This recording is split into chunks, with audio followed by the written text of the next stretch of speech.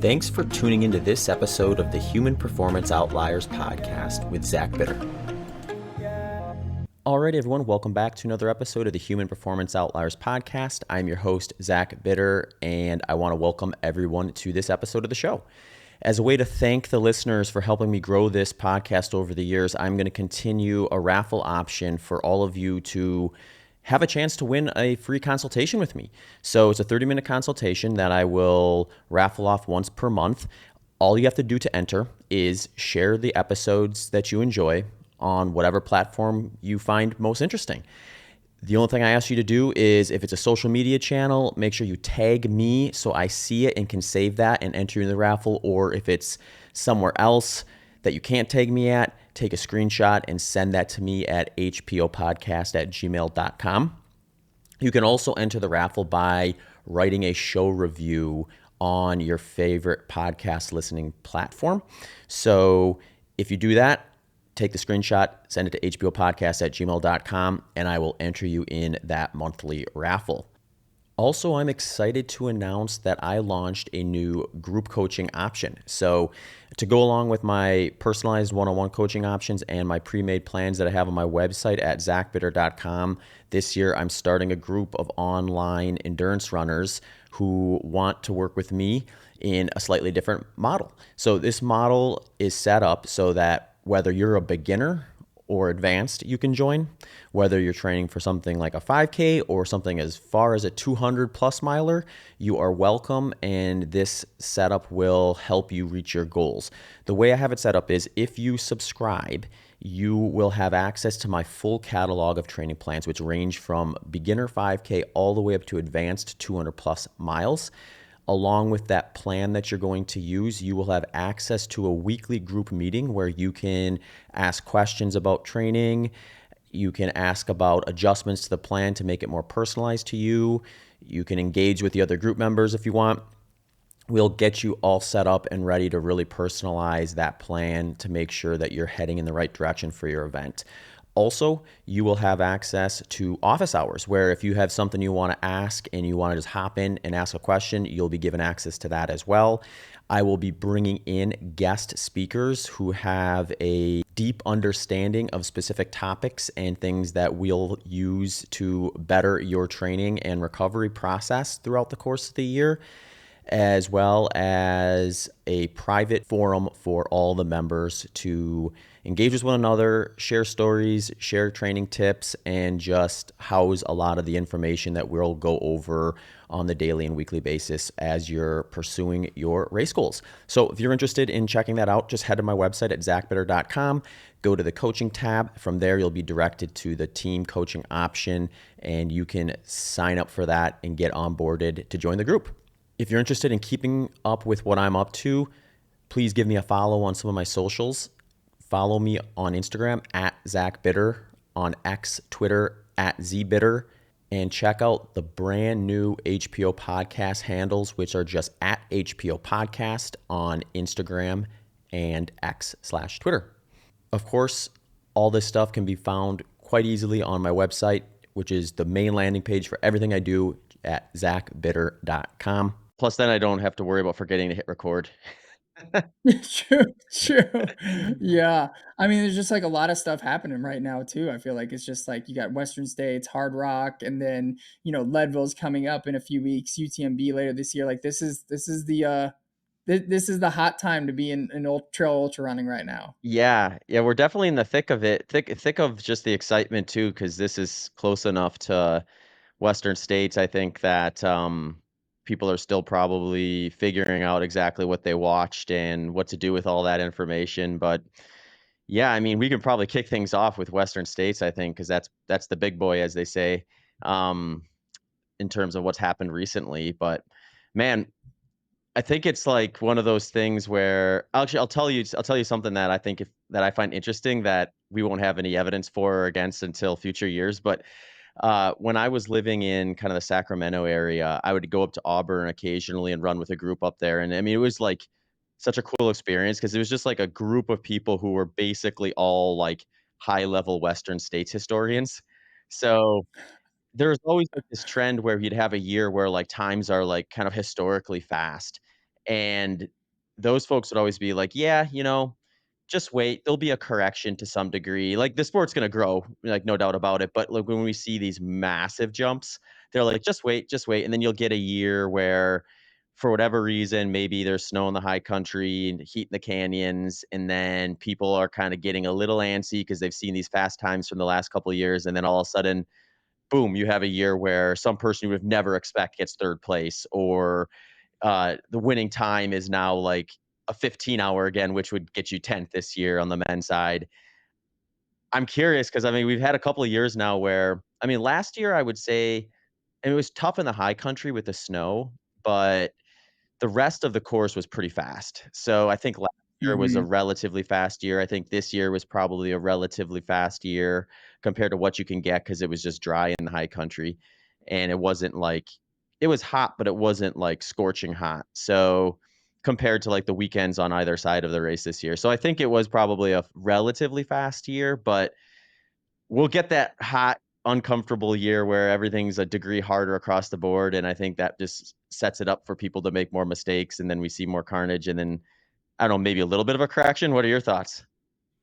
Yeah, it's so interesting that you mentioned this too, because I think I don't remember the exact numbers, but like with the snow melt and stuff like that, I remember listening to the live stream, and this was particularly around like Katie Scheid, who just like absolutely, ran one of the fastest times, not as fast as Courtney's last year, even with the snow, which is interesting. Mhm. But I think like her time coming into, I forgot exactly what aid station, but it was around, she came in, I think like around like 50 something minutes. I think Courtney's time, like last year on course record pace, I think it was like an hour 20 or something like that. Like, which is just wild to kind of think about, right? Because like there's so much different variables in there too. But either way, like both the course record wasn't broken on either side, and also too, there was less snow in the high country, and or no snow, actually, I should say, and also the conditions weren't blazing hot. Now last year was cool year too, so that kind of evens it out. But yeah, I mean, it's the way that I kind of think about this. I was actually thinking the other day, if you think about a lot of like the premier races that have historically been very hot, right? Western states,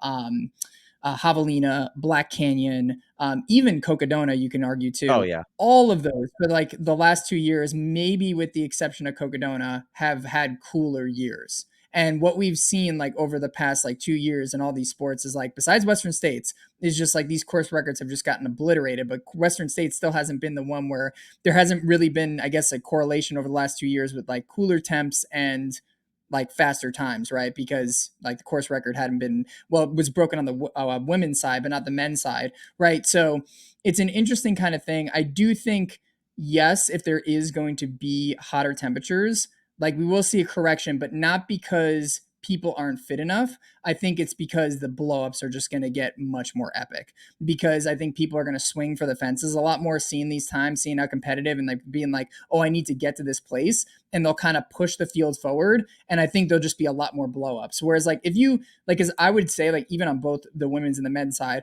if you were to take a lot of the performances this year, add in maybe 10 degrees of extra heat in the canyons, like, I would say 3 or 4 of those people in the top 10 could potentially blow up, right? And then you just have completely different disparage of times and things like that too. So I think like we're kind of building this narrative in the ultra world of like, more aggressive kind of racing is kind of like what you need to do to get in the front.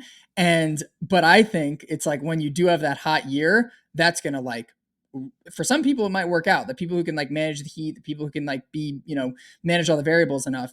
But I think it could really blow up some people down the line. I don't know. Like, would you agree with that statement, or what do you kind of think on that end? Yeah, I think so. I think the thing that I'm the most interested in is just if there was a way to quantify kind of relative carnage from prior years to what we'll see. Mm-hmm. Because I think you're spot on, and we'll have a year where it's just a more difficult course, and more difficult Mm-hmm. courses produce slower times. That's just the way it is. Like, Mm-hmm. um, and I think like what I'm curious about is how much of that can be hacked with like a modern Yeah. approach. So like one thing I've seen really progress from like the first year I ever saw Western States, which was in 2012, to today is just the level and the precision people are kind of working on Mm-hmm. some things that we've learned through essentially crowdsourcing, and some Mm-hmm. research too, just on kind of like the value of like staying cool in hot temperatures and stuff like that.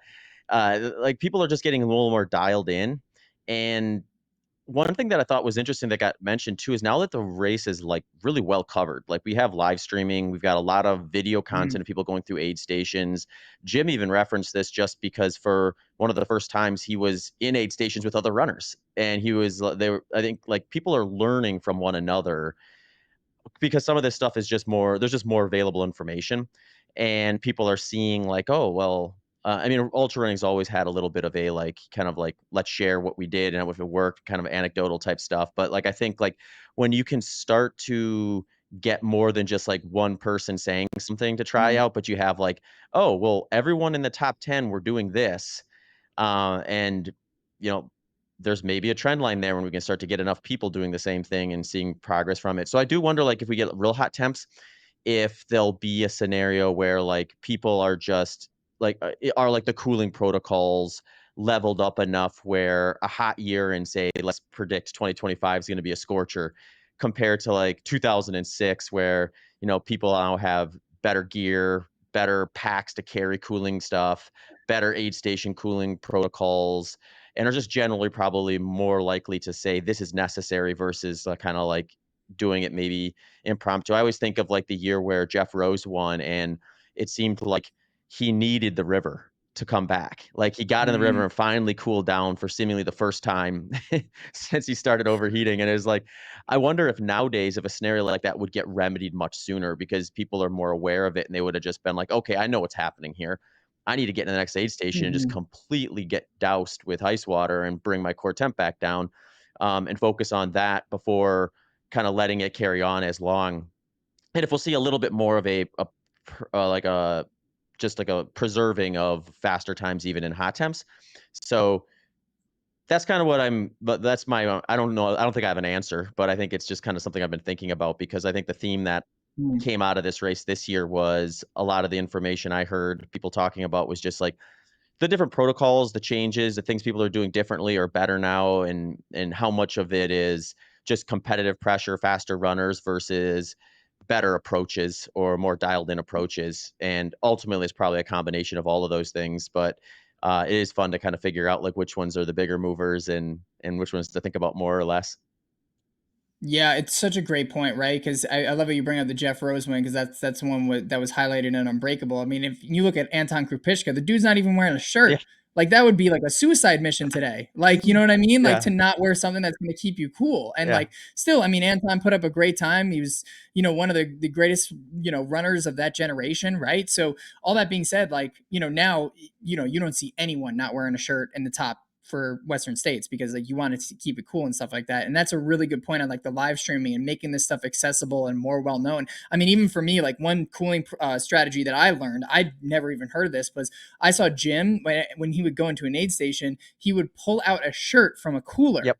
and then change that. I never even thought. I was like, wow, that's actually such Frozen a good shirts. idea. And Yeah. like now, yeah, frozen shirts. And like I had no idea that was a thing. And it's like I wouldn't have known that if it wasn't for the live stream, right? So it's cool to see that too. And I think like now that's giving a bigger access to things. And I think there's three areas, if I were to kind of peg it down into areas where I see there's so much like onboarding in terms of things that could be pivotal in these 100-mile like or even just fast ultras, right? So it's topical cooling. I think that's the big thing. Number two, high carb performance strategies. I mean, we're seeing people slam down 100 grams of carbs, where it's like that wasn't really a documented thing like years and years ago. Now we just see people slugging it down. And then the third thing is super shoes. Yeah. I think on both sides, like the all podium wearers wore some form of a super shoe, and I think like most of the top 10 wore a shoe with some sort of like plate technology in it, which is just incredible, right? Because I mean, carbon shoes and trail running wasn't really a thing until like 3-4 years ago, and if they were very mediocre and not really worn by the top elites. So I think like those are the three things. I'm curious for you, like seeing those three things, which do you think? And obviously it's hard to tell, right? But what do you think maybe has the most kind of relevance to performance, whether it is at Western states or just a hot competitive race? Like, do you see any of those three? Just how would you kind of rank those things? I guess I Yeah, would say. it's a good question. I think you hit on all the three that I was thinking of. If I had to add another one, I would just add just competitive pressure. I think it's like one of those Oh yeah, things where, yeah. you have a scenario where Jim doesn't probably feel safe until like he can't like really let his guard down until no hands bridge, Mhm, which the only other mhm, year we've seen that um, with like to this degree, like with this modern kind of with all those other things we mentioned present to also help increase times would be like him when he had Hazen on his tail for the majority of the day. Where I mean, it's just like he's just gonna be moving faster in that scenario. I think so. But to get back to kind of your question, I don't know if I have a great answer as to which one's moving the needle the most out of any of those. I think like if I had to guess at which one's maybe moving the needle the least, I would just probably say the super shoes just because I don't know. mm, We just don't have great data on relative efficiencies for that on the trails. And we don't even have excellent data for that on the roads because there's this like scenario where we can get pretty cool data snapshots by throwing someone on a treadmill, having a control shoe, and test for efficiency at like VO2 max or something like that. But that doesn't necessarily tell us how that's changing even through the course of like a marathon. So, mm, like when I had Rory Linkletter on the podcast a while back, I was asking about that because like he runs for Puma and Puma has all their athletes go to Boston and get on and they test their shoes and figure out which one is their most efficient in. And he was like, "Yeah, I tested better in their kind of premium version of their racing shoe, the Fast R. A lot of the women tested better in the Deviate, which is their non-plated. I think they have a mm, plated version of that shoe now, but at the time it was like their non-plated super shoe foam shoe. And part of it was just because you had a scenario where if you were light, if you were like lighter than a certain amount, I don't know that they had like a fixed number that really kind of was a crossover for this or not, but you actually benefited to not have the plate in with that particular shoe because it actually got in the way of you accessing the foam. Whereas if you weighed a little more, so the men just on average were weighing probably 10, 20, maybe 30 pounds more than the women, they're putting more forces into that shoe. So they got better value efficiency wise out of the one with the plate in it. So it's like when it's that varied, and that's just one brand and one group of athletes. So when it's that varied in a really controlled setting, I do wonder like how much we can really tease out as to what the value is of super shoes on a trail. I would think Western states, the course definitely has sections where like that type of mm. technology is likely going to be beneficial in some shape or form. So I'm comfortable saying they're probably better than the alternative options. So we've likely seen some technological progress from shoe technology in terms of how fast people are moving across this race. To what degree, though, who knows? And it's probably going to vary from one person to the next. So uh, I'll say this for the fueling strategy. I actually am glad you brought that one up because I hope this happens, or assuming the information is even available, I'm guessing the women probably were pretty accurate in their tracking. But I think it was Derek Lytle put up a post on Mhm, Instagram. Maybe you saw it where he actually was able to get the fueling numbers from the top mhm, 10 men. And this is what it came out to. It was Jim Walmsley was 90 grams per hour. um, Rod Farvard was 100 grams until mile 70, and then he pivoted down to 60 grams per hour. And Hayden was 95 grams per hour. Then we had fourth, Dan Jones, 92 grams. Fifth, Caleb Olson, 104. Sixth, Jonathan Elvin, 80. And seventh, Tyler Green, 99. He couldn't have just got that 1 gram of hour more. He got up to yeah, 100. come on, one gram, come on, Tyler, he one did more he gram did that would on purpose just so he could say he didn't get into yeah, triple digits. Um, right, Jay Shang Chen, no data, unfortunately, for that one. Jonathan Ray was 65 grams per hour, and then Chris Myers was 94 mhm, grams. So I find that interesting because I remember, I think it had to have been 2014. I was out at Western States. I was crewing and pacing that year. And this was back in the era where Nick Clark had been like, I think been like third, fourth, fifth, like kind of in that like neighborhood where like you're kind of like safely in the top 10 and you're kind of at the spot where you've done it a few times, you're like on the fence probably as to whether you want to just kind of rinse and repeat or just go for it and try to win it. And Nick was thoroughly in the camp of I'm going for it this year. And he had this strategy in place. He's like, I'm going to do like 60 gels. That was he's going to have gels in his water bottles, gels just, like on his person that he could just take during it, and he just like had a massive digestive issues, puking everywhere, like oh, blew up terribly, didn't finish in the top 10, and just had a rough go of it. And I remember at that point thinking like, okay, well, 60 gels is not the answer. But what I'm getting at with that is I don't know that maybe 60 grams I'm sure I think Carl Meltzer was probably doing something like that back then. So it's not like it was an undoable process. It didn't work for Nick in that particular day and setting. But what I think we're seeing now here with the fueling is the new products that they have Mm, are and the protocols, because I think people are probably just more calculated in how they're exposing themselves to these things and how they're actually preparing themselves to be able to do this. Um, I would imagine who is it? Was it, that had, Caleb Olson with 104 grams? I'm guessing Caleb was probably practicing that. I doubt he just rolled up there with like, "Oh, I did a bunch of fasted long runs and now I'm doing 104 grams." I'm guessing he was practicing that, quite a bit in training. And I think, like, what we're seeing is a combination of people just getting more refined with their approach, finding products that they can get in more of, and the products are also better at it. So, like, they're just more mm, digestible, like, they're able to get them down better. Maybe they are not generating as much palate fatigue, so there's that, and then maybe there's just a lot more, like, riding on a good result. So, like, you get to a point in some races where you don't necessarily have a digestive issue, but you start having, like, a hard time staying with, like, the repetition of the fueling, and you just find yourself kind of getting a little lazy with it and going from, like, your normal plan to just a little bit under that can maybe compound over hours. And I think maybe now that, like, you have a scenario where, like, if you're in 5th place this year in the men's field of Western States, there's a guy a minute behind you and a minute ahead of you. So, like, you're not stopping your fueling strategy for any reason when you have that sort of pressure. So I find that one really interesting because it's definitely skewing up in terms of what people are getting away with. Again, it's hot enough where I would expect some digestive issues to occur with, like, those higher numbers if it was, like, something that should be just, like, kind of more standard avoided. But maybe it will be a problem for people in the future if it gets warmer yet and we start hitting processing limits on hydration to the degree where now all of a sudden they can't get in as much carbohydrate because they're having a harder time staying on top of fluids because 'cause they're losing a fair bit more than they maybe were this year on top of what they were getting.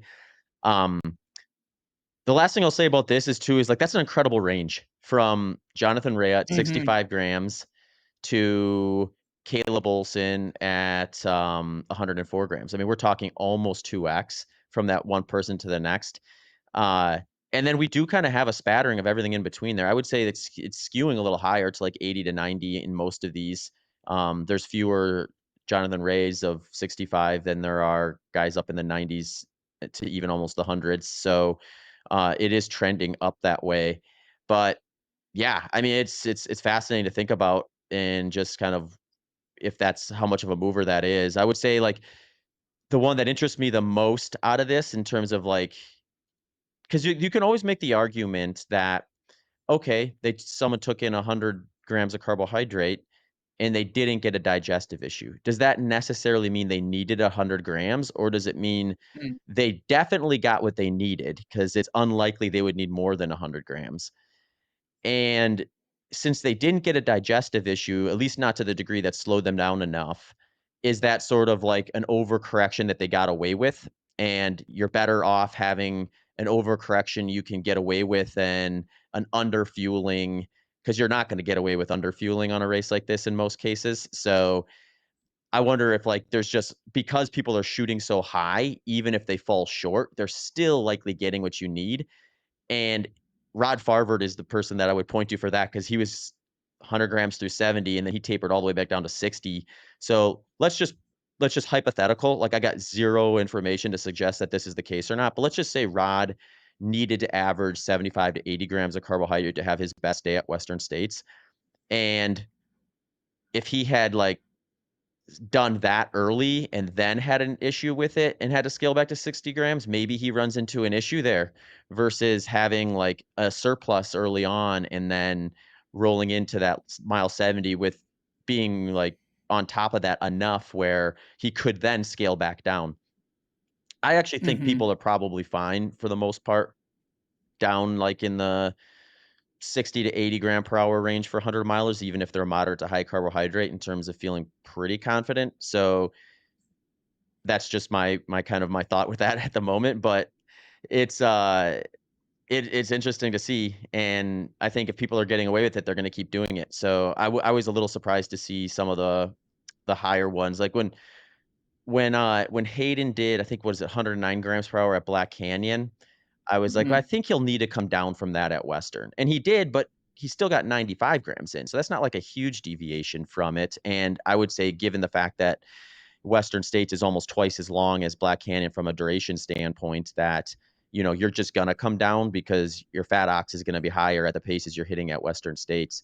What would be interesting would be to see if they also collected heart rate data and they had Mhm. fueling data for like the last 10 years for the top 10. So we could kind of compare Mhm. like what is the relative intensity these guys are sustaining over the course of the 100 miles compared to other years, and then see what kind of, if there's any sort of like cross or comparison there with the fueling strategy where like, oh, it looks like on average the top 10 guys are all sustaining a heart rate of 5 beats per minute higher across the board. you know, you could make an argument that that could be possibly something to do with their fueling strategy, allowing them to access paces that they wouldn't normally have been able to in the past with a different fueling strategy. So I went on for a while with that one, but that was one of the topics I wanted to touch on. So what am I missing? You did the super shoes, the topical Well, the cooling stuff. cooling.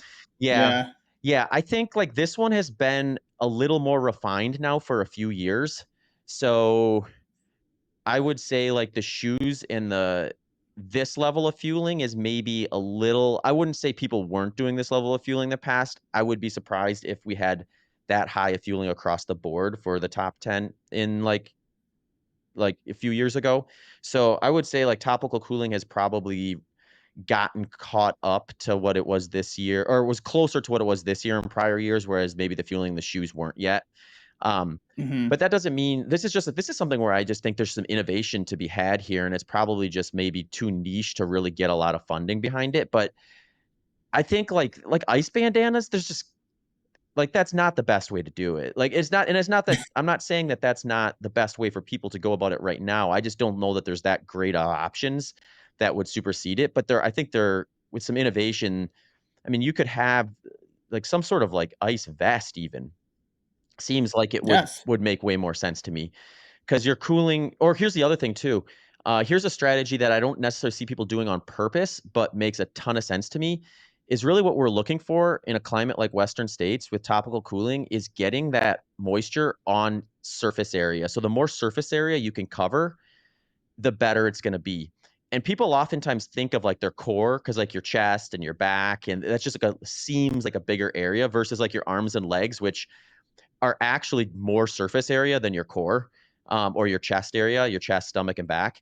But it's since they're like long and kind of slender, relatively speaking, you don't necessarily associate them that way. But like splashing water on your legs and your arms, because they're going to be exposed too. They're going to be actually get airflow. Whereas your upper body and your back, that's not going to get as good of airflow. So I think like maybe a spot that people could continue to improve their topical cooling strategy on is to focus a little more on arms and legs and getting more frequent, like having a dedicated bottle to doing that in between aid stations. Because the reason it works so well to have like an ice bandana or getting your shirt and your shorts really wet is because it holds on to the moisture a little bit longer. So you sort of can like keep it along with you for a little bit. Whereas you splash on your arms or legs out on a dry California day and you're dry a few minutes later. So you kind of need to continue that process.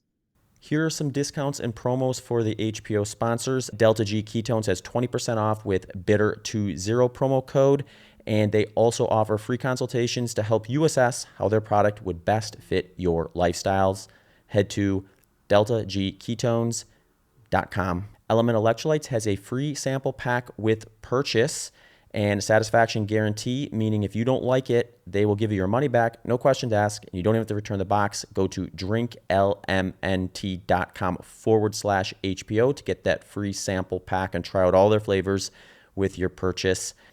John G Apparel has 10% off with promo code BITTER10. Check out their AFO shorts if you're in the market for a new pair of running or gym shorts.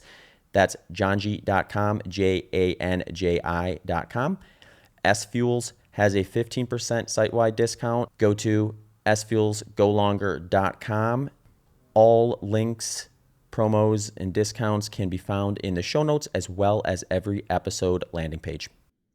Mhm, yeah, and it's so funny you mentioned that too because, like, I used for the past 2 years, and this was actually a tip that I learned from you, like, was I've been using arm sleeves at Mhm. Javelina, and, like, I feel like I get so much bang for the buck out of that. Like, and it's, you just shove the ice in there and it feels like super, super cold. And I remember last year I forgot my arm sleeves on the first loop and I came out to that first loop feeling a little hotter than normal and Yeah. it was cooler. And I was like, what the heck? And so, yeah, I think there's something to that. And I'm surprised to not see the use of arm sleeves like as much at these like super competitive races. Like, you get like the occasional person who will wear them like here or there, but like, I feel like that is, and that's not even like, and they're like $10 on Amazon, right? Like, and they protect you from the UV. You don't have to put on as much sunscreen. Like, I feel like more people need to get on the arm sleeve train. But yeah, I mean, even ice bandanas, right? Like, the only, at least what I can remember, like the only like mass market company that was making ice bandanas was like Nathan. Like, remember those like blue like classic ones? Yeah. Like, that was the only one. Those things like sold out in a hot second, and then there was like nobody who came in after that. And then Rabbit, I think, started coming out with them, and then Hoka started coming out with them, and like I feel like that is like where the innovation's at. But like, yeah, I feel like we need to have people with like ice vests or like something, because like even the bandana, you overload that thing, it bounces around. It's like not as like, I don't know, it's just not as great. Like, I feel like there's just got to be better cooling like items out there other than just like an ice bandana. I mean, even some of the ice hats I feel like could be even more beneficial too, because it's right on your head, but we don't even see a lot of good ice hat options. Like, I feel like there's got to be someone to come in and swoop in and do it. I mean, even like what I've been testing out, I tested out last weekend in Phoenix, and I think it's great. Like, I just wore a vest, and then like in the vest in the back pocket, I just like Yep. literally just dumped ice in that bag, Yeah. and I thought that was way better than an ice bandana. So it would be interesting to see like, how, if any companies can jump on this and like start to like make some like really good innovative ice like techniques to like really just keep people like more topically cooled in an efficient way. And then like I think that's going to lead to like some faster times at like some stuff, because I think like, you can only douse yourself for kind of like so long unless you have like a continuous bottle like you mentioned, but some people don't have that, and I think you pay the price with it. But it's like, you just got to stay wet and stay off, and that surface area thing like you mentioned, I think is not something that's as, because like we know, we've been told like since we were kids, like warm up your core area, warm up the pressure points to like feel cooler. But I mean, you're basically like emulating sweat out there. Like, Mhm. you're emulating sweat as much as you can in those dry temperatures, and like you sweat like everywhere. Your arms are moving around a lot more. You're getting that wind. You're kind of creating that artificial wind, like, which helps with the topical cooling. I think like there's still massive rooms to improve on that, which is like crazy, because I would think that that's like the lowest hanging fruit, like underneath like nutrition, because nutrition has so many variables in terms of like what a person can and can't eat, and like their stomach, and other like genetic maybe things that like could affect like what someone can ingest or not ingest. Whereas like topical cooling, I think everybody can get there. But it's just so interesting that I think years ago Nike had like an ice vest, and then they like Oh, did they? Yeah. didn't make it anymore. I don't know. Like, it's just like, come on, like Yeah. what's going on here?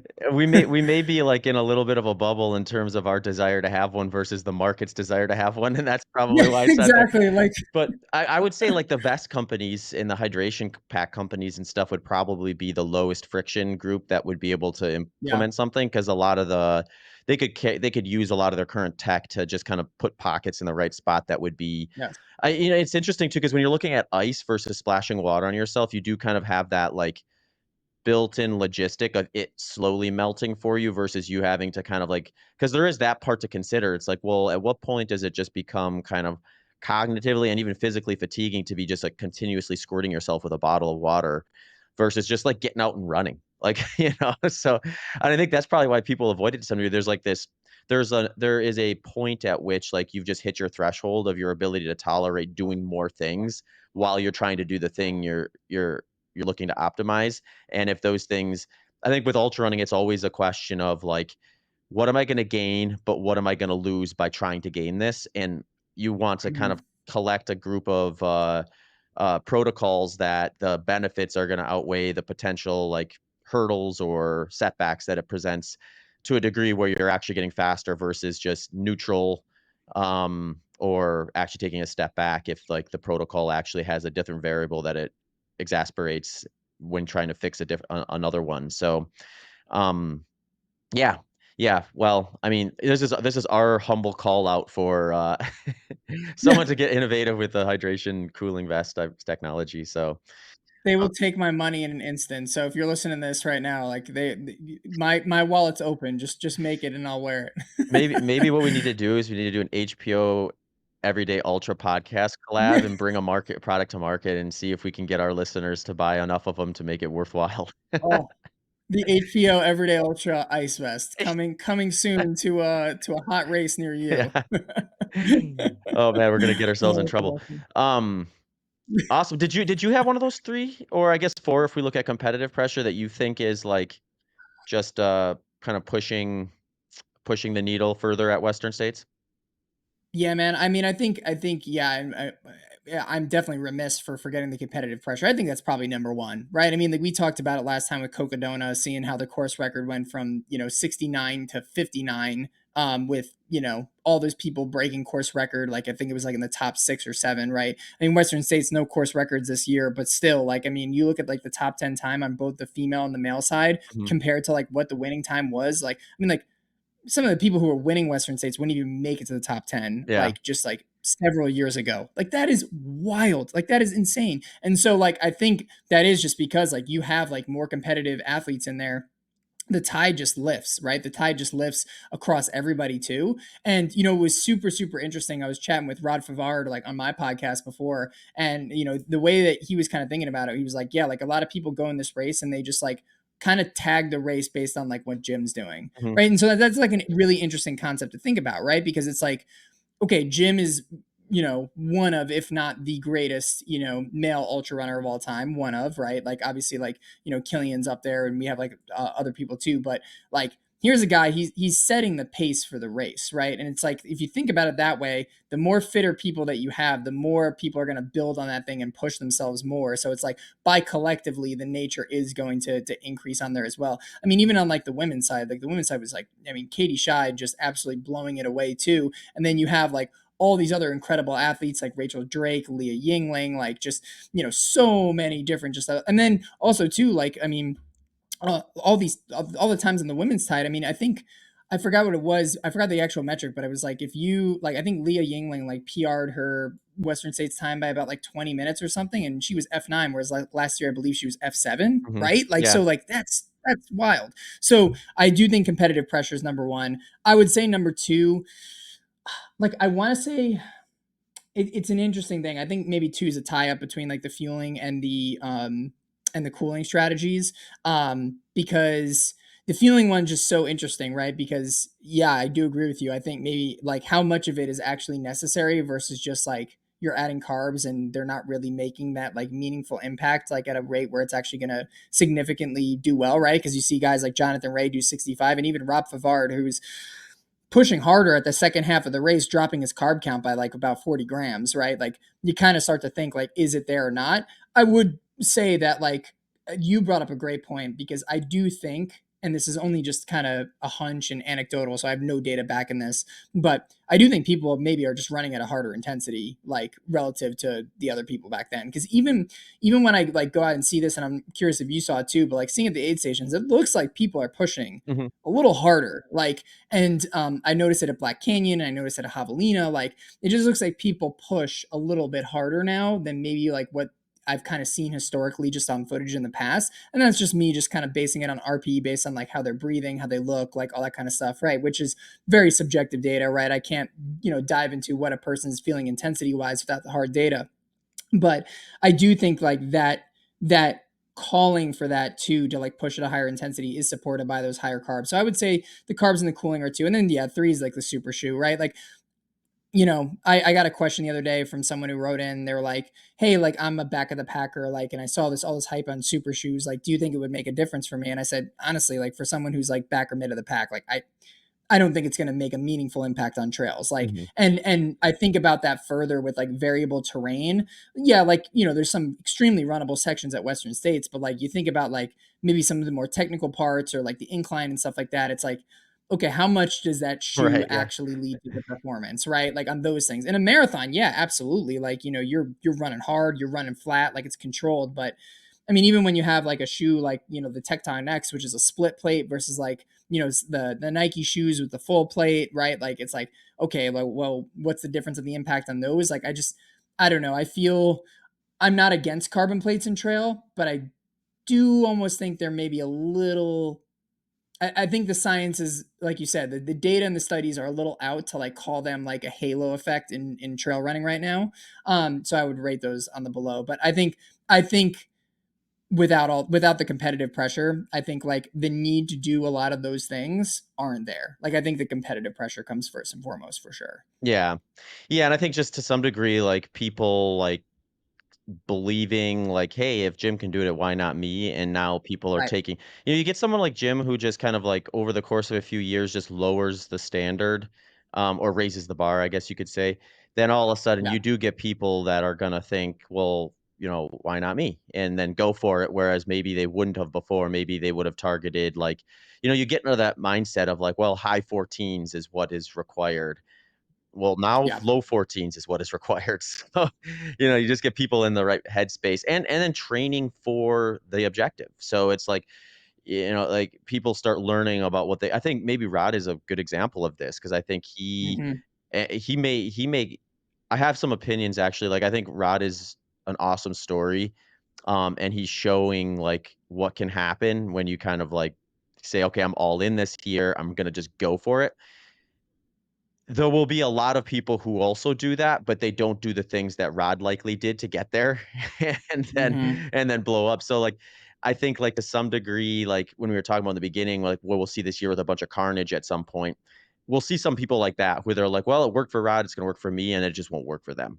And then they'll blow up, and Hmm. then they'll figure that out. I think that'll happen more on the men's side than the women's. That's just the way that's kind of played out Yeah. historically, but yeah, it's exciting stuff. So I'm excited to see, regardless if there ever is a hot canyon, snow, high country blow up year in the future or not. I'm excited to see because we're gonna have nice weather years, nicer than this year at some point, and then it's like maybe we see people going under the 14 on the men's side. Maybe we see someone break 15 on the women's side, which would be insane to think about. But Hmm. yeah, yeah, but that women's field was, you know, it was actually kind of interesting to just see how that played out because, like you said, like, I feel like Leah Yingling has improved every year, Yes. but her positioning has not adjusted all that much, and it's like, that's just where it's at, where it gets a degree better every year, so you have to actually, like, exceed the progress of the growth in order to move up in a race like Western States.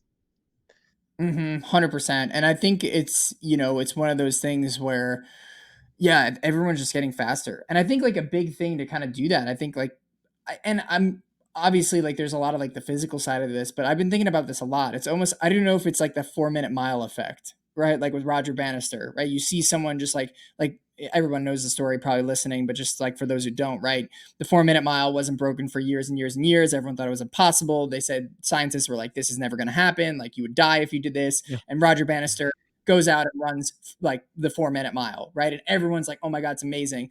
That's not like the most amazing part. The most amazing part is like within that year, I don't remember the exact number, but I think it's like multiple people ran Mhm. 4 minute miles. Yeah. And so like that thing where it's like when you see it, you kind of believe it. And what was interesting to kind of go on Rod's story too, like talking with him in the podcast, right? So for those who don't know, like Rod won Canyons 100K to punch his ticket into Western States, and he said like that win was like such a big part of him being able to do so well at Western States. Why? Because he like saw that he was able to do something great and kind of put that out there. So I think like to kind of go back to your thing, right? Like whether it's the women's field or the men's field, I think people see the times out there and then they like start to see like oh this is possible, right? Mhm. Like and I think it's one of those things like unless like someone actually goes out and does it, like that's where like really like starts to unlock these things in their mind. I mean similar with Javelina, right? We talked about this last time. Like Javelina for years, like Pat Reagan held that record where people thought sub 13 wasn't like possible, and then you look at the last 2 years and I think what 4 people have gone sub 13 at Javelina, Mhm. right? Granted, cooler temperatures, right? That definitely makes a difference, but like makes you kind of think like like I think as the competitive pressure is going and as people are putting up greater results, more people are starting to think of themselves like I can do this, this is possible, and therefore like they kind of push themselves to that realm too. But I think what comes to that too is like I think it's when you think about like PRing like your ultra for the next year, and if you want to be competitive, you kind of got to look at the times and just assume like I need to run a little faster, right? It's kind of like Boston Marathon qualifying times now, where it's like, yeah, sure, like you can run the Boston qualifying time, but you probably need a little bit more buffer room, right? Yeah. Because there's that cutoff time too. So I think that's yeah, it'll be interesting to see where it is. I do think sub 13 and I do think sub 15 is definitely close for the women's and the med side at Western States. I think it's just a matter of time, which is just crazy to think. Yeah. Who would you say was the biggest surprise to you on the men's and women's side? So on the men's side, I mean, you know, the easy answer is to say Rod, but I'm actually not surprised because I I this is one of my favorite Western State stories of all time. So last year I was crewing Scott Trayer, and Scott was, he was up there. I think he finished, I want to say like M14 or 15 or 16. So he was kind of like in the lead pack, or so would say. And so we were getting the aid stations pretty early to see like the front of the pack. And Rod was in 11th place male, and he was chasing down 10th place, which was Janosh at the time. Janosh was running like an incredible race. Like that dude, like, he earned that. But Rod, so I would see people coming into the aid station and people were looking so beat up, like so defeated, just like bonking out, like everything like that. But Rod came through with just this look on his face, running so hard. Like you could tell that that guy wanted it more than anyone else. And I think he missed like 10th place by like 4 minutes. And I remember seeing that and I was like, that guy like wanted it more than anyone else out there. Like, and I just thought that was so amazing. And so fast forward to this year, he comes second place, minutes behind Jim Walmsley. And I'm like, it seems like very shocking, but I think seeing that, like, I'm not as surprised, like knowing how bad he wanted it, right? Because I think that's such a big kind of like market on there. So like I do want to say Rod, but like honestly, like I think that stuff I'm not as surprised. Man, I would say if I was thinking about like the other people in the men's field, um, you know, I think John Albon. I mean, like, so John Albon's a great athlete. I mean, Sky Race champion. Dude has like an incredible track record on there too. But I look at him in the Sky Races and stuff like that, and saying like how much of that is like very translatable to like a Mhm. 100 miler at the Western States caliber. And the dude delivered. And I think he was someone who no one expected to be in the top 10, but like I think he's a guy who, is incredibly fit by all standards. Like, I mean, he's won like the Spartan Race World Championships multiple times, Sky Race, like I said too. He's got like a really good track record. And I think to see the translation from kind of like those shorter Sky Races over to like a very runnable 100-mile race, that's kind of like out of like that mountain kind of comfort zone is interesting. So I think John Albon, like on the men's side, was a very awesome. And it's like one of those things where I was like pretty surprised he like fared that well in such a competitive field where I would have expected people like Dakota or like Jeff Colt to like maybe be a little bit more up there, that unfortunately didn't kind of have the races they wanted. On the female side, I mean, um yeah, honestly, I would say like how close the females like were like in the disparity between like the was just so awesome. I don't want to say it was like a surprising thing for me, but like I think just how like competitive like that, not to say like the female side wasn't competitive, but just like how close the margin was. And I know Katie Scheid is a whole different kind of story, but like between the women was just so exciting to watch all day. I mean, like there was women who were just like battling it, Duke and forth. Like, I mean, I saw Rachel Drake, I think, come into Forest Hill at maybe 13th, and what, she finished like sixth, I think, or eighth or something like that, Mhm. right? And so to see the moves on the female side was just so awesome and just so cool. And I think like on top of that too, you get like the storylines where like people are like working together throughout the race. I mean, look at Lottie Brinks and her sister-in-law like Yeah. finishing hand in hand right out there. Like it's so cool to see. I think the blend aside on like the females of like just how competitive it was, but also too like how much of like a team effort I feel like it was as well. So I guess like the top 10 podium, or the top 10 in the podium, were pretty much well, besides second place. I mean, like she just ran like an incredible race, and her post race interview is like the greatest post race interview I think I've ever seen. Like, definitely check it out. Like, she's just so stoked and so excited.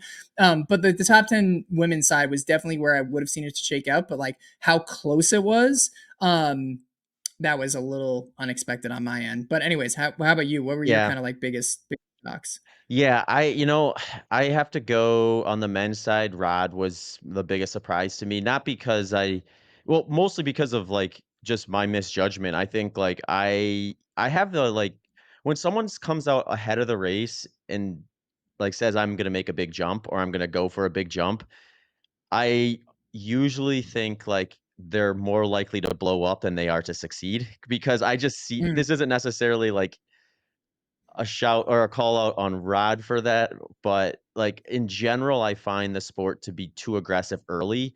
So, when someone says, "Hey, I'm just gonna really go for it," I often mhm, think, like, "Okay, really go for it on top of what is probably already aggressive on average is likely gonna be too much." So, I'm just betting on what I would consider the averages with that. So, when he was coming through aid station after aid station, either leading or being in second, it was just like, go Rod, keep it going, keep it going. Because I thought maybe we'd have a blow up from him, but he obviously didn't blow up and went on and ran a historical race. So congrats to Rod. That was my biggest surprise. I will no longer be surprised by anything Rod does, by the way. So he's lost every opportunity of ever surprising me at yeah. this point. um, on the women's side, I predicted Katie Scheid to win. I thought she was probably like far and away the favorite, but I did not think she was gonna run that fast. I was Mm, pretty surprised that because if you remember last year, she was not that far behind Courtney through Forest Hill, and one of the reasons Courtney right. ran such a fast time last year was because if you look at her splits, she basically even split the course, and, Mhm, like, even and when I say even split, I mean, like, adjusted for, like, the mhm, difficulty across, because like, obviously, I think, like, a well-run race at Western States should probably be even to negative split just because the second half is way more runnable than the first half. But even if mhm, you adjust for course difficulty, she's right around an even split, probably one of the more efficient races, um, mhm, that I've seen. So, my thought with that is, like, if Katie is kind of around that her splits from last year, that might be a little too aggressive given I mean, she ran an incredible time last year too, but given how close she was to Courtney and then ultimately how far back she was to Courtney at the finish line last year, it seemed like replicating the first part would be too aggressive. So when she came through Forest Hill on those splits, I was thinking, you know what, she might struggle a bit at some point in the second half. She didn't. She mm, clearly upgraded. She clearly had more to give this year, and put up a huge improvement and became the second woman to ever go under 16 hours, and in her case, a healthy amount under 16 hours. So, I think like part of it's just I'm still kind of surprised about how fast Courtney ran it last year. So to have someone the next year come within 20 minutes of that time is like I'm still trying to kind of like readjust my Western States calibration expectations from last year, and now we kind of have like this new um, yeah, kind of a confirmation. It's not like because it's kind of easy on the women's side just to say, well, it's Courtney, because I mean Courtney's just been head and mhm. shoulders above a lot of times and been able to do things at just a higher level than we typically have seen. So when you have another person do something like that, it's like a little bit more of an eye catcher, because I think it's just we've sort of normalized Courtney being able to do things that we don't necessarily expect the other women to be able to do, and Katie's shown that at least at Western States, she's right there. She's right in that spot. So that's cool to see. That was my biggest surprise on the women's side. I'm excited to announce that I launched a new group coaching option. So, to go along with my personalized one on one coaching options and my pre made plans that I have on my website at zachbitter.com, this year I'm starting a group of online endurance runners who want to work with me in a slightly different model. So if you're interested in checking that out, just head to my website at zachbitter.com, go to the coaching tab. From there, you'll be directed to the team coaching option, and you can sign up for that and get onboarded to join the group.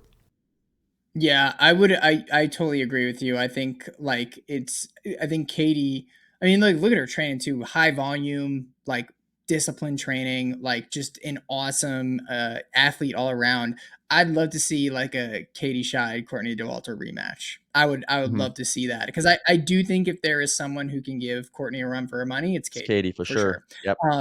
And I think a lot of people because I think last year, right, Courtney I don't want to say overshadowed it, but I think like to your point, it's just kind of like the Jared Hazen year with Jim Walmsley, Yeah. right? Like when Jim broke the course record, so did Jared, but like no one talked I, about Jared, right? Because it wasn't about Jared, it was about Jim. Same with last year, like Courtney broke the course record. Katie was not that far hot, like behind, and like but it was all kind of about Courtney. And I think like, and not to say it shouldn't have been, but like I think it's one of those things where great results can kind of fly under the radar in the shadow of just like these amazing monumental results. And I do think like if there is someone who can go toe to toe with Courtney, like I think it's Katie too. Even not even just the Western States, but like I mean UTMB, like I mean Katie's won UTMB, like these mountain races. Like I think it would be like I think Katie Scheid now versus Katie Scheid last year is a completely different beast. And I Mhm. think like you give another year of progression, like yeah, it'd be. I think you could like if it was her versus Courtney, like at Western States. Like I think there's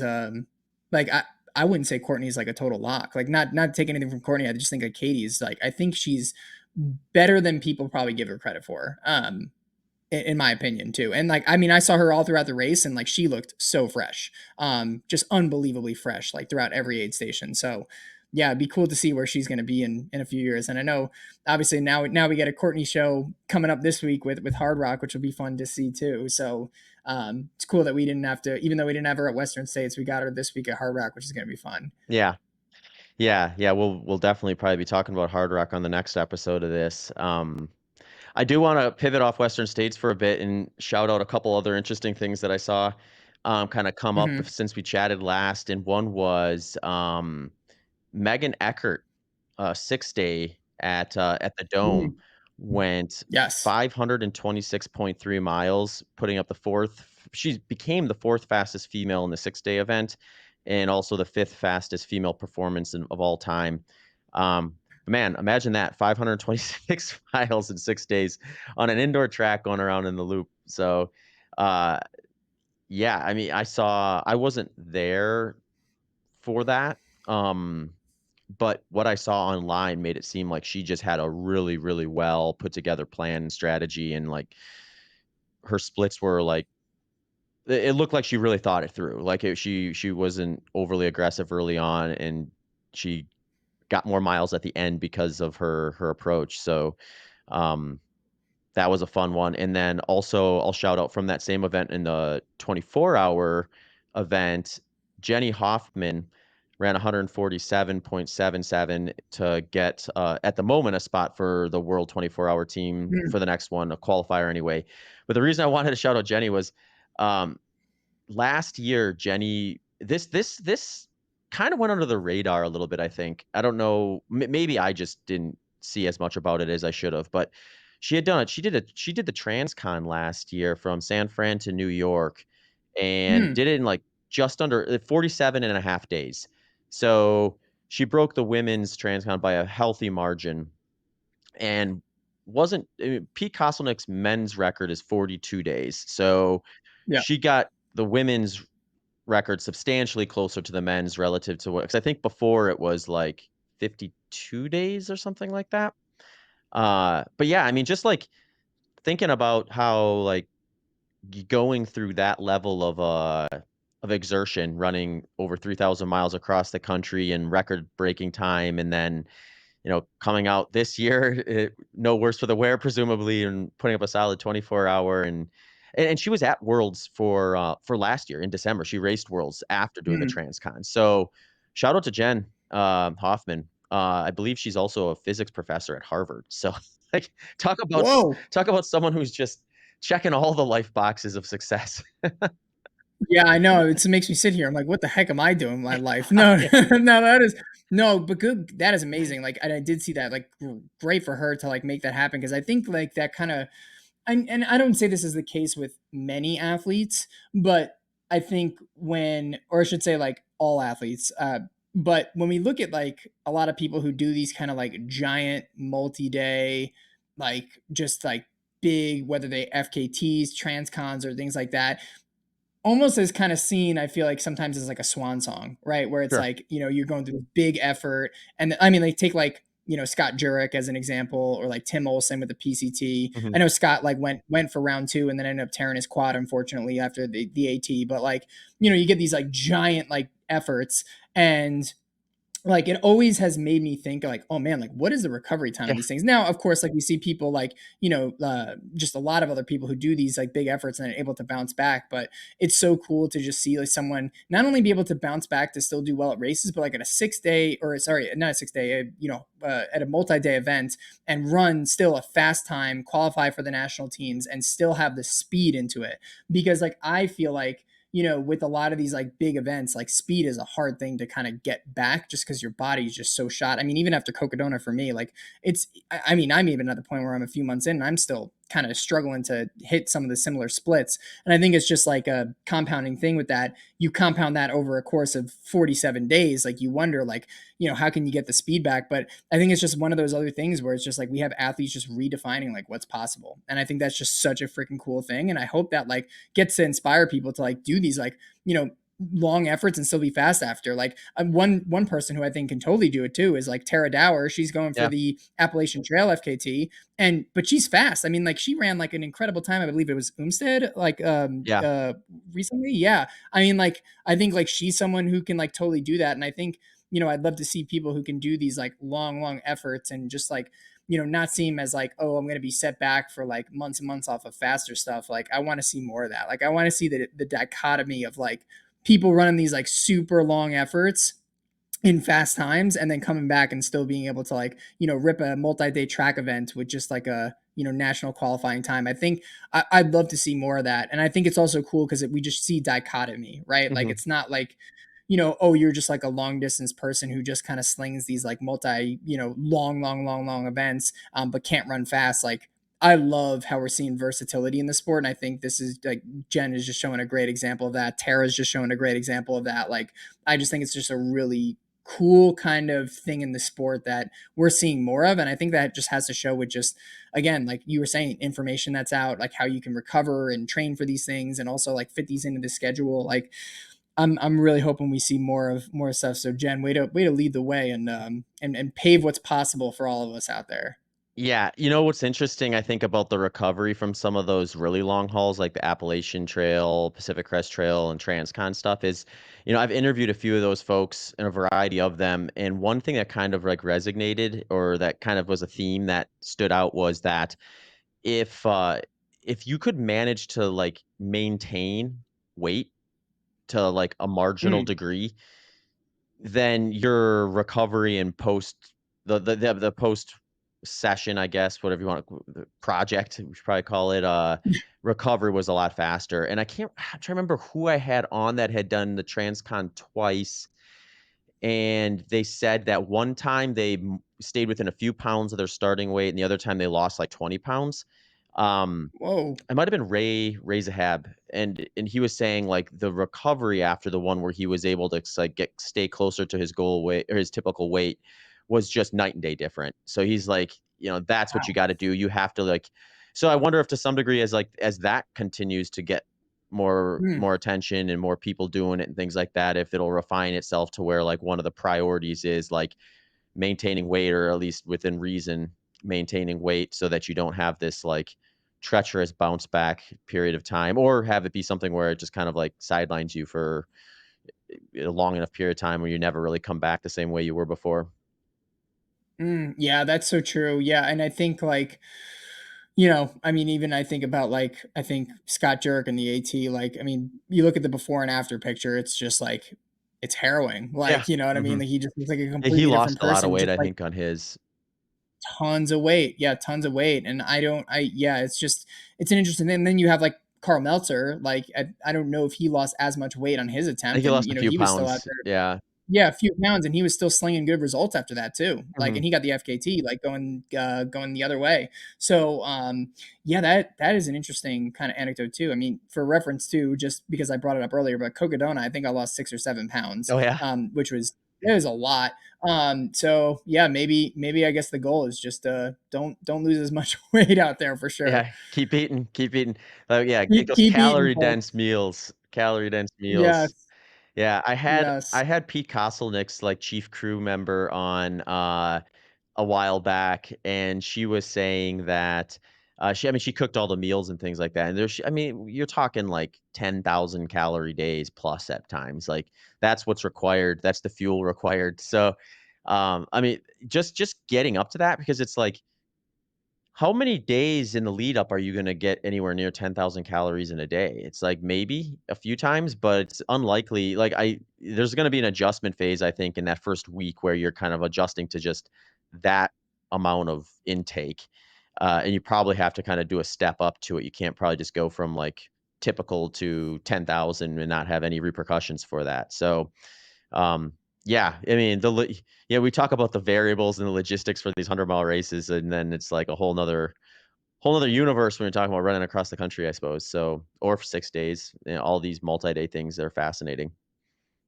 Yeah, you were gonna go for a Transcon a few years ago, and then it was like COVID, right? Or No, was I that? injured myself. I injured myself, like, Oh, in one of the, like, final blocks of training, so I had to cancel it, and, yeah, I mean, I'm gonna do it at some point, but I think I'm gonna go about it a little differently this time around, where I'm gonna do it a little bit later in my running I'm probably that guy that you talked about. It's like, save it to the end.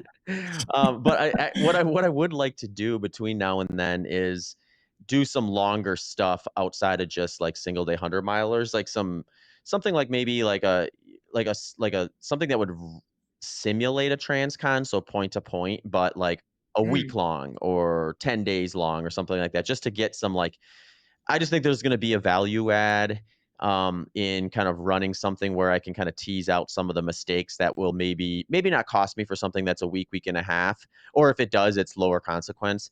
That if I can clean up before I go out and do a transcon, then it's just get to New York a little bit quicker, or feeling a little better anyway. So yeah, stay tuned, I guess. I do get asked that question a yeah. lot, probably because I talked about it on Joe Rogan. So it's like people tend to remember those ones. Hey, folks, just a quick reminder that this podcast sponsors include S Fuels. They have a 15% offer for you. Element Electrolytes, they have a free sample pack offer for you. John G Apparel has 10% off, and Delta G Ketones has a 20% off and free consultation offer for you.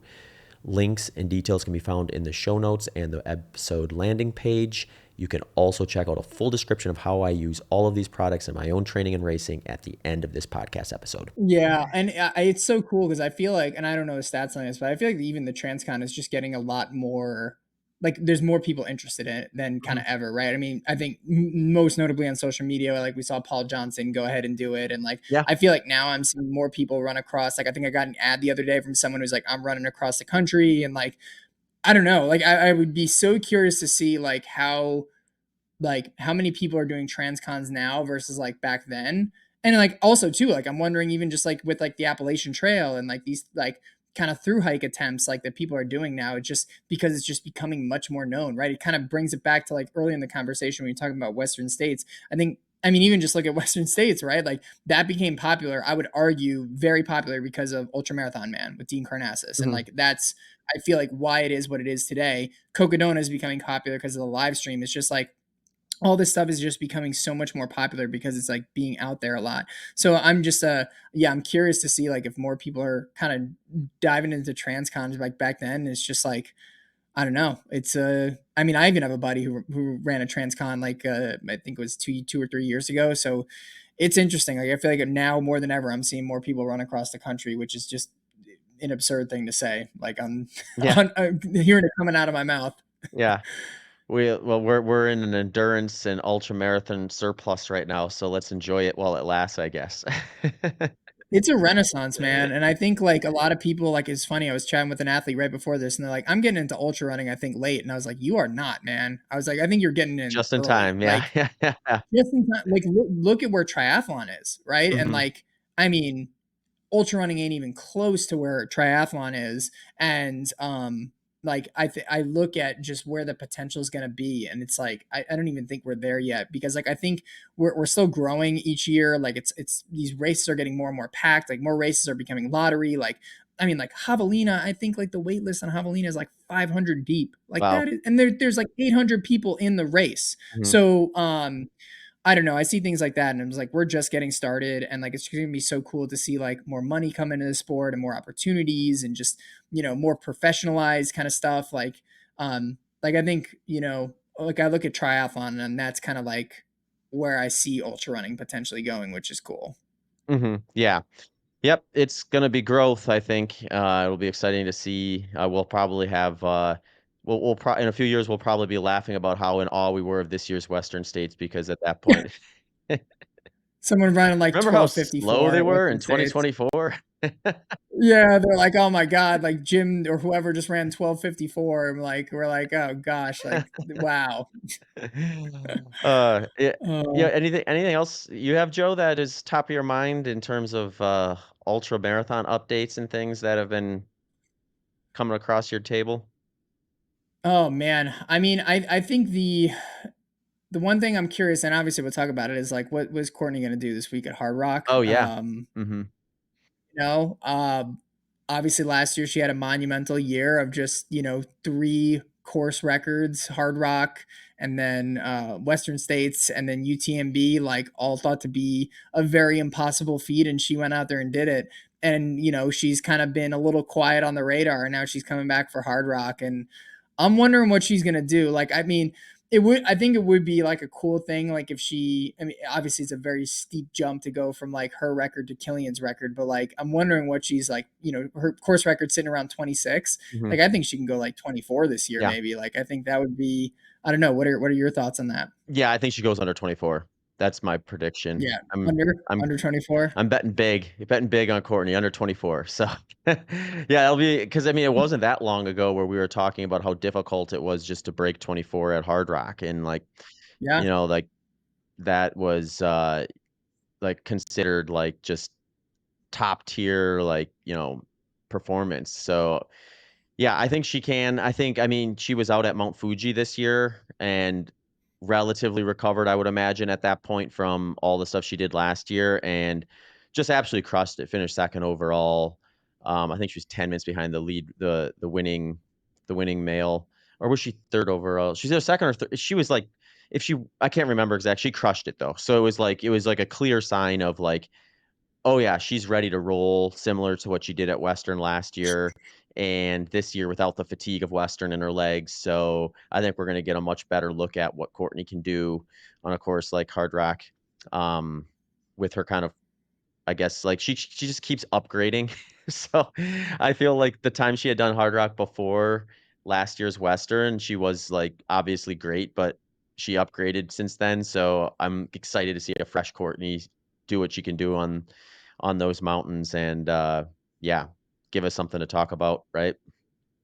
Yeah, 100%. It'll be fun to see her out there, like, because she's probably just been, and this is her race, so we know of like what she's kind of going for this year, and like to get a fresh Courtney without a 100 miler 2 weeks in, I think is gonna be huge to see, and I think I mean, she's always like challenging the status quo, so I'm sure she's got probably a big goal in her mind that a lot of people don't know of right now. So it'll be cool to see what she can do out there. Like, I think if the gap ever continues to close, which I 100% think it will, like I would love to see Courtney or even just any woman in general, not just Courtney, just go after like some men's course records at some Yeah. races. Like I think the gap obviously is going to be big, but like, if there's someone who can probably do that like within a few years, it could potentially be Courtney. So it would be I mean, like what, she came sixth the last year Western States or something like that. Like so Hmm. um I mean, that would be a cool thing to think of. I don't know if it'll be this year. I don't think it'll be this year, but I think like down the line, it would be cool to see that gap kind of close. Yeah, well, speaking of that, there was actually a research study that came out. It was done by a group. Um, I think it was Nick Tiller posted it. At least he's the first person I saw post it, and it was looking at this very topic of just what is like what trying to get closer to determining what a gender gap would be in ultra marathon running versus what we've Mhm. learned over the years with kind of more Olympic distance stuff. Because with running related uh, performance, it's usually somewhere around 10%. That's just where it's typically sat, and we see these trends get really tested heavily in the Olympic distance stuff, like with competitive pressure and stuff, where it's a lot more. There's more parity there than there is within ultra running, where historically and today, I mean, I think Western States was like 73% male or something like that this year. Mhm. So the biggest argument about like any sort, if you just took like, if you just aggregate a bunch of data in ultra running and try to like tease out a gap, or if you even look at like course records and world records, you're going to oftentimes see a larger gap, depending on the record or the course record.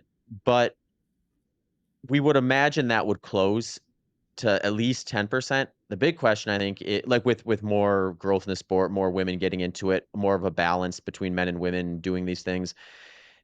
But like the big question is, will it actually get tighter than that? Because we do have a scenario Right. where some of the like traits, the male traits that would make you better at like physical effort are less of a variable of concern when you're getting out as far as like 100 miles or multi-day and Mhm. things like that. So this study actually looked at two races specifically because they have registration quotas where it's gonna be 50-50. So Yeah. they were able to take a sample of, I think it was like 90 to, so it's like either 90 or 92 or something like that total runners, and it was a 100 miler. I actually think it was it High Lonesome was the 100 miler maybe? Yeah, Hein Lonesome has a Okay. 50-50, I So believe. High Lonesome was the 100 miler, and I don't remember the name of the 50 miler. It was a California based race, but they also had a 50-50. So they're like, okay, let's unpack the data here. And what they actually found was that the gap was actually like minuscule to very little with when you're like middle of the pack. And then the Wow. gap was there when you'd get up to like the top finishers, but it was relatively tight. It was like I think it was only like 4 or 5% at High Lonesome, and then it was even tighter at the 50 mile. Or no, the gap was bigger at the Mm. 50 miler, which we would imagine to be the case because it's closer to like the distances that we have stress tested. The 100 miler was actually quite a bit tighter. I think that was like maybe just a couple percentages. So, uh, yeah, I'd be interested to see how that plays out with more data inputs. I think it's probably one of those things where it's like we've got a pretty small sample size there, and it's one input, or I guess technically two race inputs there. But it'd be cool to see what happens if we can kind of keep collecting data like that in areas where we have kind of closer to even, and try to tease out what the reasoning is for any variance from what we've typically seen in endurance sports. Mhm. Yeah, and that makes sense when you think about the longer distances, right? I mean, the infamous Courtney story where she just blew away at Moab 240. Yeah. I mean, you even think about Cocodona a couple years ago, like course record holder Sarah Ostazuski, she finished what, fourth place overall, like in Cocodona. So like, yeah, I think it's definitely like playing out into a lot of those things too. And I think even just with 100 miles, like I think we can see it too. So yeah, I mean, and I think women have a higher pain tolerance than men too. So I think it also like speaks to that, like for like a longer distance event, like they're just able to suffer a lot more than men out there, which I think is just an interesting characteristic to have like over these longer and longer distances. And even if you look at a race like Hardrock or UTMB, where they're generally going to be 100 milers, where you are 100 plus milers where you're going to be on your feet for so much longer, right? It definitely favors the women on closing the gap a lot more in those races. So I think we're going to continue to see that gap kind of dwindle a lot more. But it's interesting, even to your point, to say like even just getting more women in the sport just increases the chances of that too, like just by having like a bigger pool and things like that too. So yeah, it'll be interesting. I'm loving just to see the progression of the women in ultra running and just seeing like the awesome stuff. And I think Courtney's like a pioneer too, and same with Katie, like we kind of talked about. So I think even just this weekend we'll continue to push the boundary of like where it's going to be, which is going to be super cool to see. Yeah, and on that note, I think what was it, Mika was she second overall at Tahoe 200 this year or third or something like that? Yeah. She was right up there. Yes. So, Right up there, yeah, right up there with Geraldus. I mean, that dude's.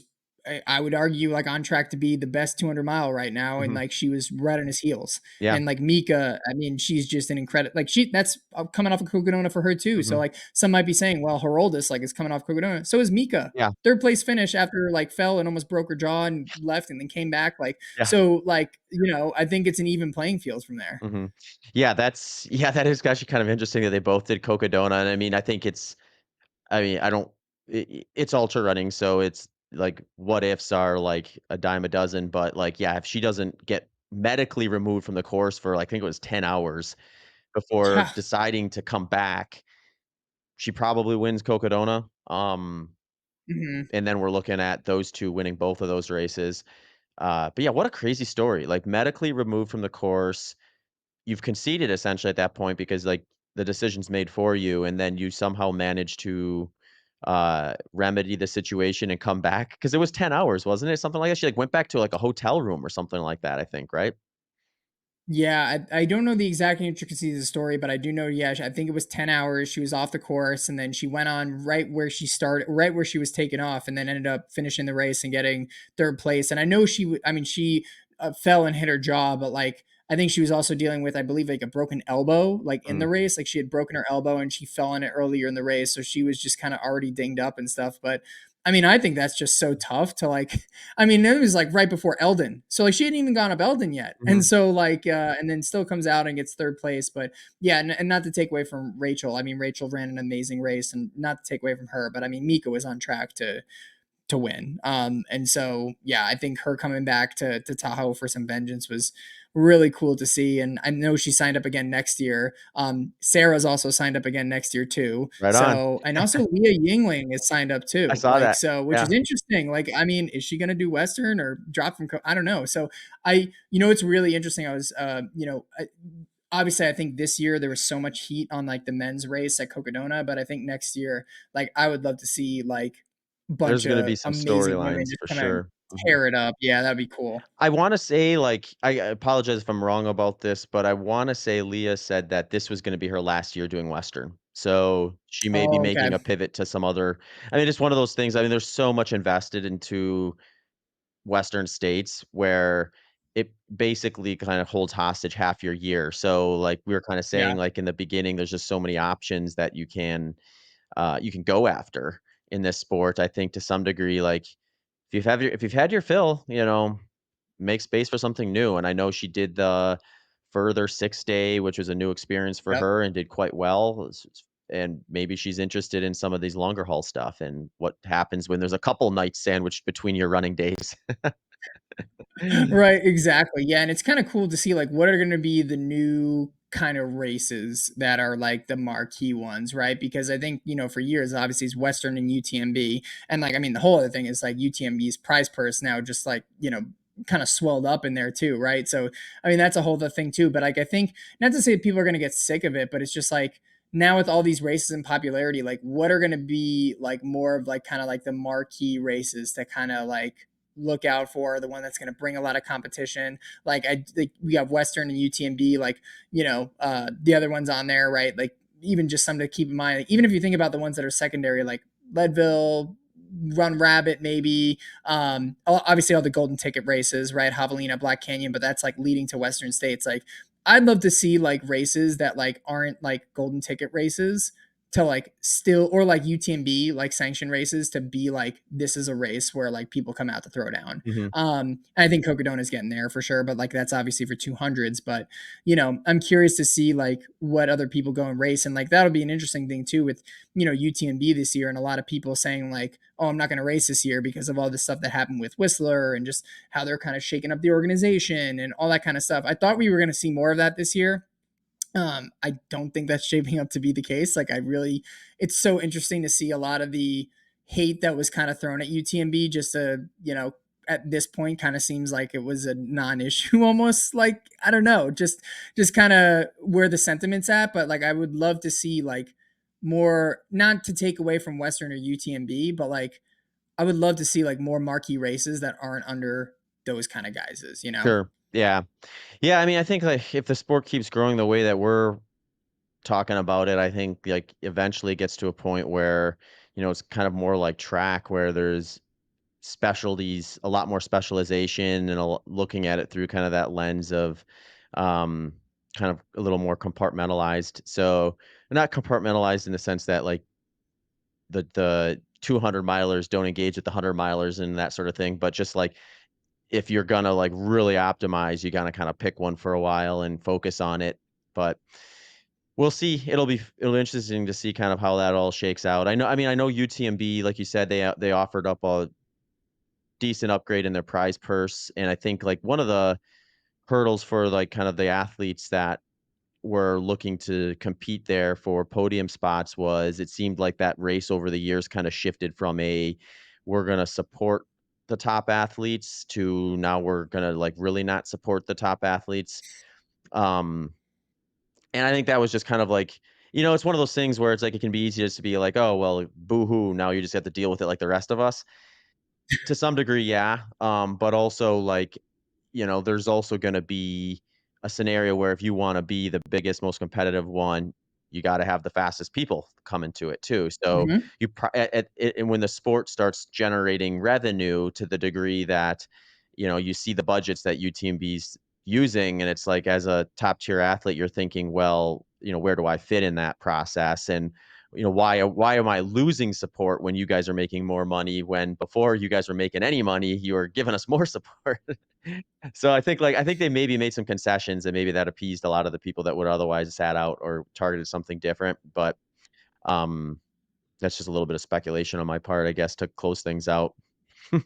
Yeah, exactly, and I think it'll be an interesting UTMB to see this year, right? Because, like, not even just from, like, the race, but just, like, the reception, how it kinda goes, right? Because I think, last year there was a little bit of angst, right? Like, a little bit here and there, right? I know, like, it was kinda like a big bombshell when, like, Ironman took the stake in UTMB and, like, that kinda caused the whole thing, then it kinda quieted down for a little bit, and then, like, last year, or earlier a few months ago, there was a whole Gary Robbins thing with like Whistler and all that stuff. And then all of a sudden it was just like outrage. I mean, you had people like Jim literally posting a Strava segment saying, "Where do we race Yeah, now?" yeah. He'll be back probably.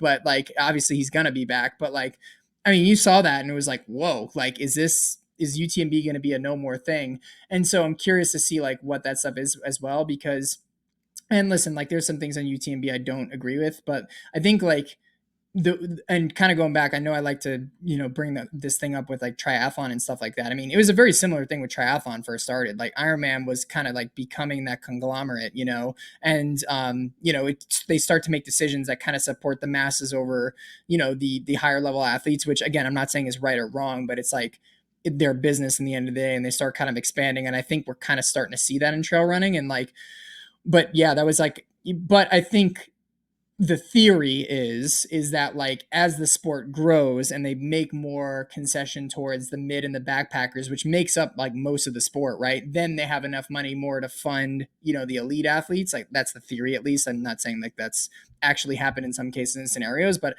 I mean, I'm hoping like that's going to be the case, because it's like it's interesting.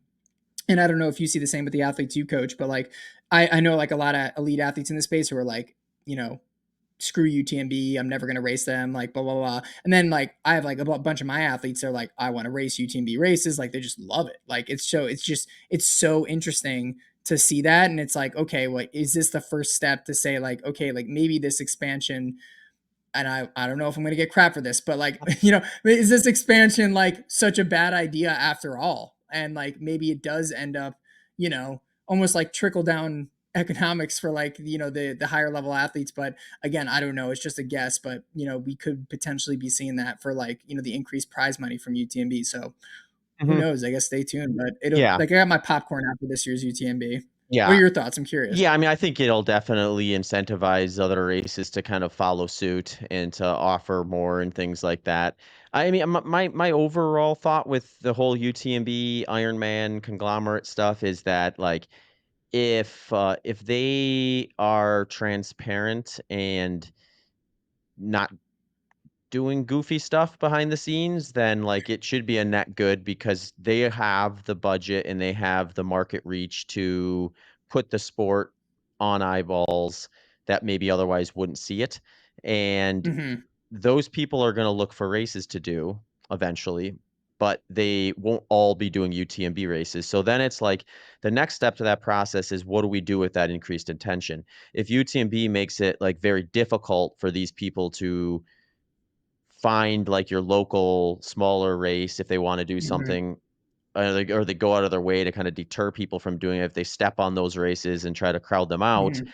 then I think we have a problem. But if they don't, if they just say, hey, all ships rise on a high tide type of a mentality, and they are, I would say, like of big races, one that it's hard to find a better race than Western States for this because they do a very good job of making it something where as they grow, other races grow too, because they just have a ton of qualifier races. So if someone Mhm. wants to run Western States and get into the lottery for that, which now may take 8 to 10 years, you have to be doing these other events.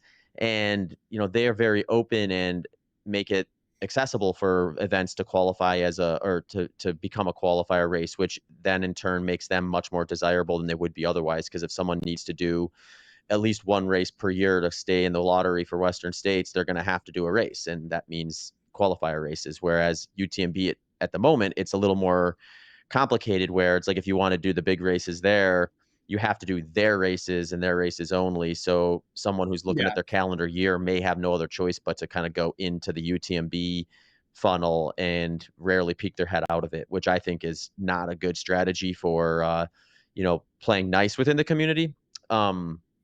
So to whatever degree they pivot from that or offer some sort of like condolence in terms of like being able to say like, hey, we're actually helping some of these smaller races and organizations retain their presence and do what they're trying to do and everything else, then I mean, I think that's to be determined to some degree. So we'll see, I guess.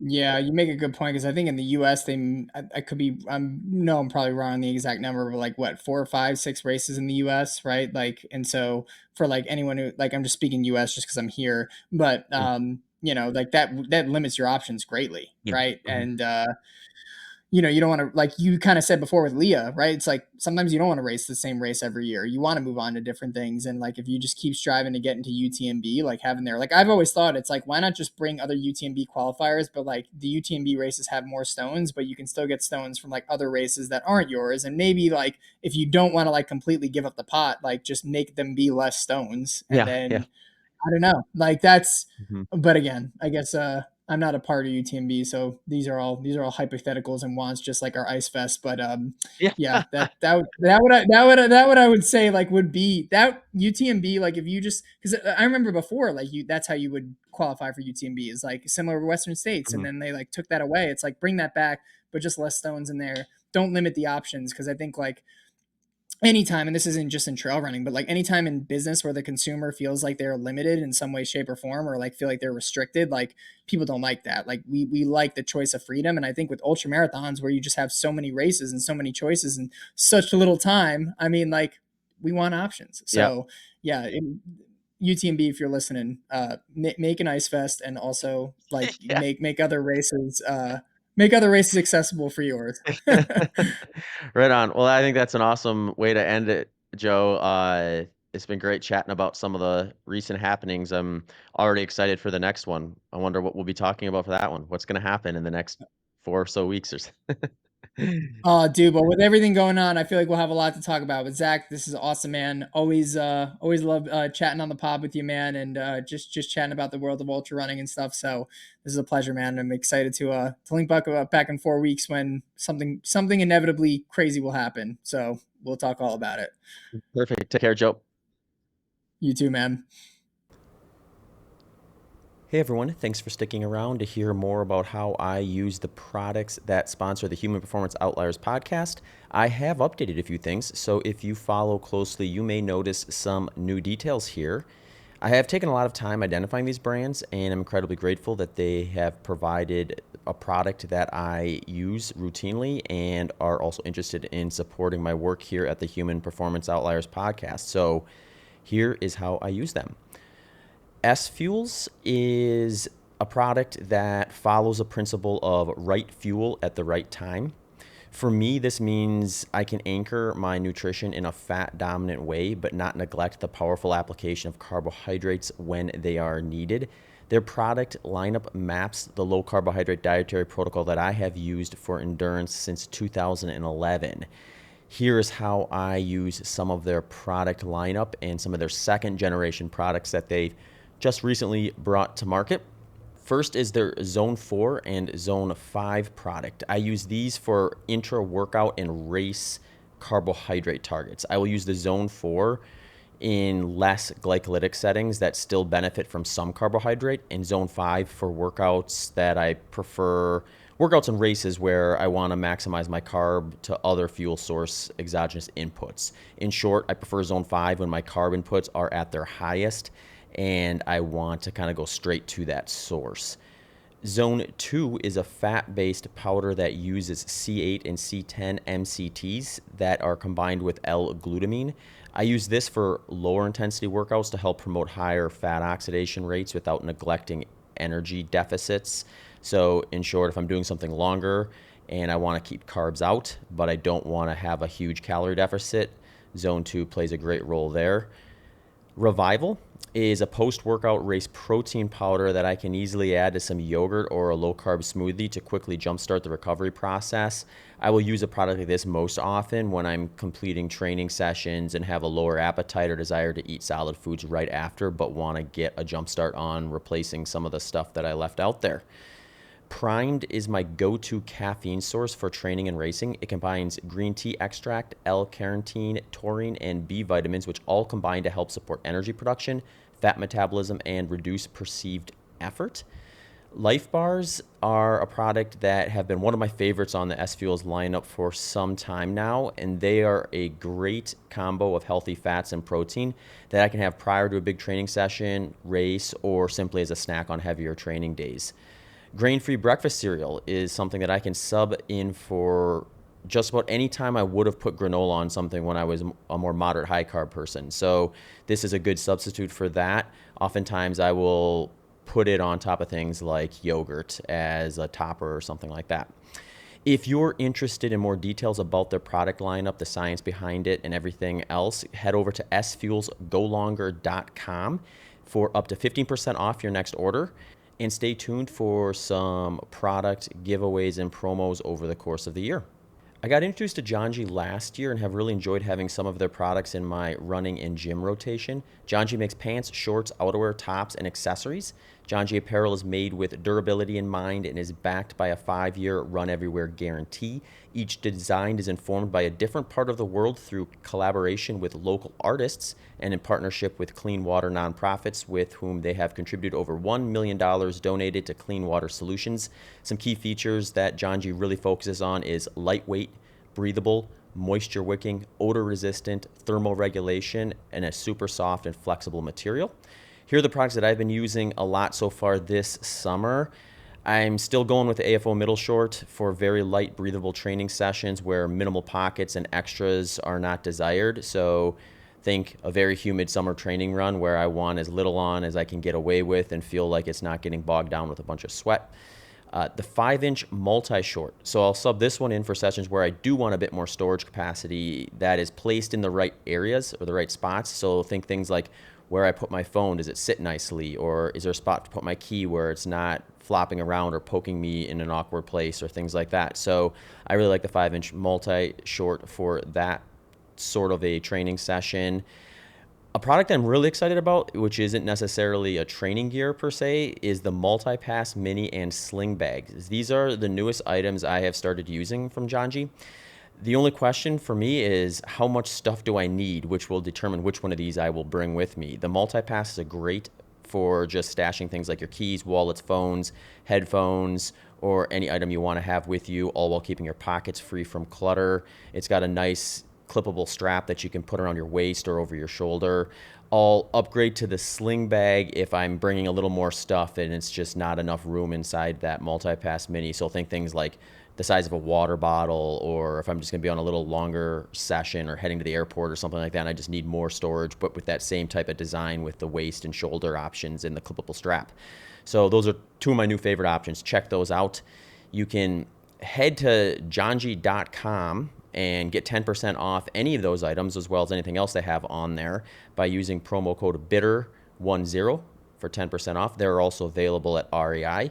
I will give one quick plug, although it's not winter or cooler. A couple other items that I have in my rotation when it does get cooler is the Repeat Merino long sleeve, the Rover Merino hoodie, the Trail Tights, and the Atlas multi-pant.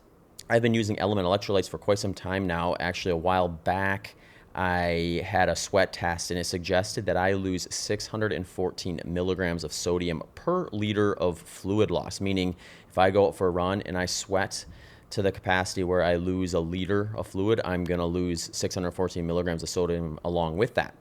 So during these hot summer months, it's not uncommon that I will lose over a liter per hour when working out. So I favor adding some electrolytes to my workout fluids and pre-workout drinks in order to account for this.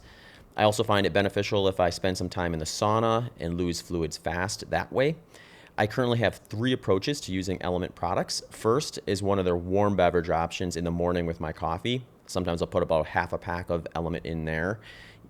Again, one of their warm beverage options. So usually that's something like chocolate mint, chocolate chai, chocolate raspberry, one of those. A second option is one of their fruity flavors in my water bottles while I'm training. So if I'm out there and I'm going through 16 to 20 ounce bottles of water, I'm going to sprinkle in some of that fruity Element flavors into that in order to account for that 614 milligrams of sodium that I'm going to lose. Third is their newest option, which is their Sparkle product, which is just a 16-ounce carbonated can with the Element electrolyte powder in it already mixed for you. So I've been using these for long runs and before afternoon training sessions in the gym when I know my fluid loss has been high. So I've been doing a lot of long runs lately, and having a can of Sparkle there to kind of sip at in between pit stops in the heat to cool down and rehydrate have been a great new addition to my training lineup. Just a reminder, their core flavors include citrus, watermelon, orange, grapefruit, raspberry, chocolate, mango chili, and chocolate caramel. Some seasonal options include chocolate mint, chocolate chai, and chocolate raspberry. You can go to drinklmnt.com/HPO, throw in that /HPO, and you'll get prompted for a free sample pack with your purchase and help support the Human Performance Outliers podcast along the way. The reason I chose Delta G over other exogenous ketone supplements is they have the formula and the dosage that is supported by the research we have to date. They have the DARPA grant to design for special forces, 50 plus research studies, and 20 plus ongoing studies. They also have approximately 3 times the amount of ketones in their product than many of their competitors do, which can be critical for hitting the ketone target ranges that suggest potential cognitive and performance benefits. I've been playing around with my protocol a bit during this last training block, so it has changed a bit from what prior protocols you may have heard me mention on here.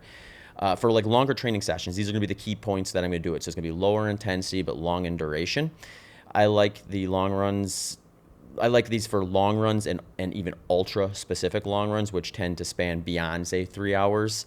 And the way I will do this is I will take a bottle of Delta G Performance, that's the blue bottle I have on their website, about an hour into that training session. And then if that session goes beyond 3 hours, I will take a second one. If it doesn't, I will still take a second one post long run as a way to kind of kickstart things for whatever's coming up next. If you're interested in hearing more about it, I did record an episode with Brian McMahon. It's episode 351, Exogenous Ketones and Performance. And if you're also interested in checking more out about the product and signing up for a free consultation to find out how it would maybe fit your lifestyle, you can head to deltagketones.com. Feel free to throw in a promo code BITTER20 for 20% off your purchase of Delta G Ketones. Thanks for tuning into this episode of the Human Performance Outliers podcast with Zach Bitter.